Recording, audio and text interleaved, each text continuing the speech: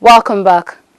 President Donald Trump has led global condemnation of the brutality of the North Korea regime after a U.S. student heard there died just 6 days after being brought home in a coma.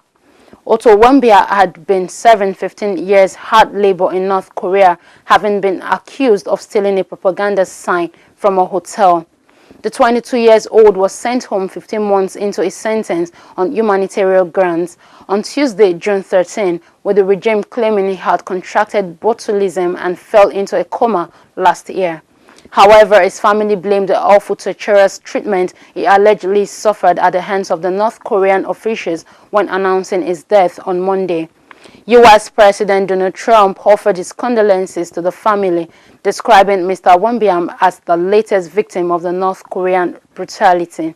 Mr. Warmbier, an economics student from the University of Virginia, had traveled to North Korea as a tourist in December 2015. He was arrested at the Pyongyang International Airport days later after he tried to leave the country, with North Korea announcing it would be holding him for a hostile act.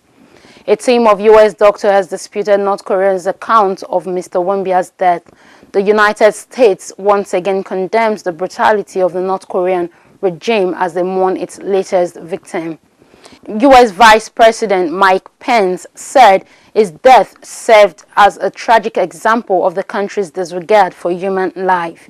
North Korean officials blamed Mr. Warmbier's condition on botulism, a severe form of food poisoning which they said he contracted while in their custody.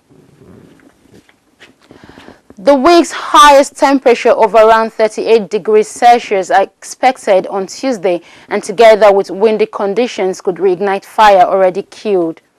Civil protection officials said although 70% of the fire is under control and that the remains is a source of great concern, as almost 64 people have died in the fire since Saturday.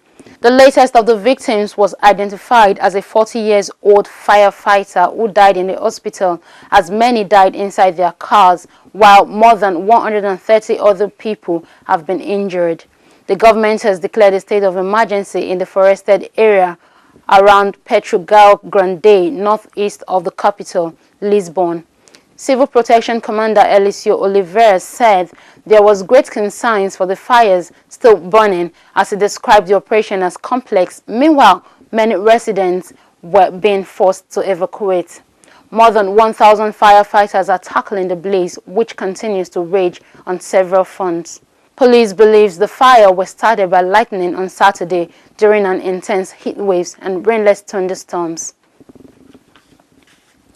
That's it on World News Today. Let's join Hannah for some sport news.